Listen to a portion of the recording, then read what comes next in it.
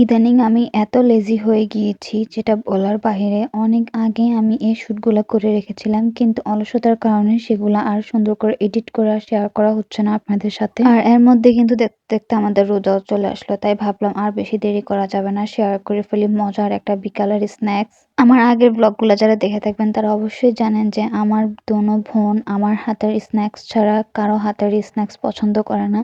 তাই ওদের জন্য প্রায় সময় আমার বিকালে অনেক ধরনের স্ন্যাকস বানাতে হয়। তো এই স্ন্যাক্সটা কিন্তু খুবই ইজি, ঘরে থাকা জিনিস দিয়ে মেক করা যায়। ভিডিওতে আপনারা দেখতেই পেরেছেন যে আমি কি এখানে ইউজ করেছি। আর এটা ছিল একটা চিকেনের কিমা, যেটা আমি প্রায় সময় এভাবে ফ্রোজেন করে রেখে দিই যাতে সময় অসময়ে আমি এটা বের করে কিছু একটা বানাতে পারি। তো প্রথমে আমি কিছু আলু সিদ্ধ করে এখানে সুন্দর করে ম্যাশ করে পেঁয়াজ, মরিচ, ধনিয়া পাতার সাথে চিকেনের কিমা, লবণ, মরিচ, চিলি ফ্লেক্স এবং সামান্য আমি একটু টেস্টিং সল্ট দিয়েছি। তারপর একদম হাতের সাহায্যে সুন্দর করে ছোট ছোট করে একটু বল করে নেব। বেশি বড় বল করলে আবার দেখতেও সুন্দর লাগবে না আর খেতেও ভালো লাগবে না। ছোট ছোট বল করলে কিন্তু একটু ক্রিস্পি হবে খেতে।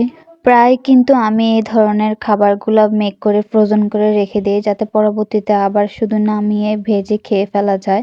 আর এই রেসিপিটা কিন্তু খুবই একটা ইজি রেসিপি, তেমন একটা সময়ও লাগে না।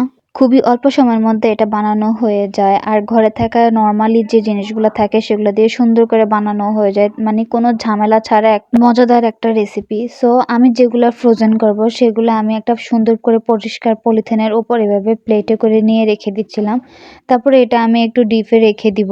একটু ফ্রোজেন হয়ে আসলে তারপরে এটা আমি একটা সুন্দর করে কন্টেনার বক্সে সেট আপ করে নিব যাতে পরবর্তীতে আমি অথবা আমার বোনেরা নামিয়ে জাস্ট কোনো ভেজাল ছাড়া ভেজে খেয়ে ফেলতে পারে। আর এখানে আমি একটু মোল তৈরি করছিলাম, যেহেতু এটা আলু ছিল সো তেলে দিলে একটু ছেড়ে যেতে পারতো। তো যার কারণে এখানে আমি চালের গুঁড়া সাথে একটু সোডা আর ম্যাজিক মশলা আর সামান্য পরিমাণে একটু মরিচের গুঁড়াও অ্যাড করে নিয়েছি। তারপর সুন্দর করে এটা মিক্স করে একদম পাতলা আমি একটা ডো বানাবো। এত ঘন একটা বানাবো না, জাস্ট আমি একটু নর্মালি কোট করতে পারলেই হলো।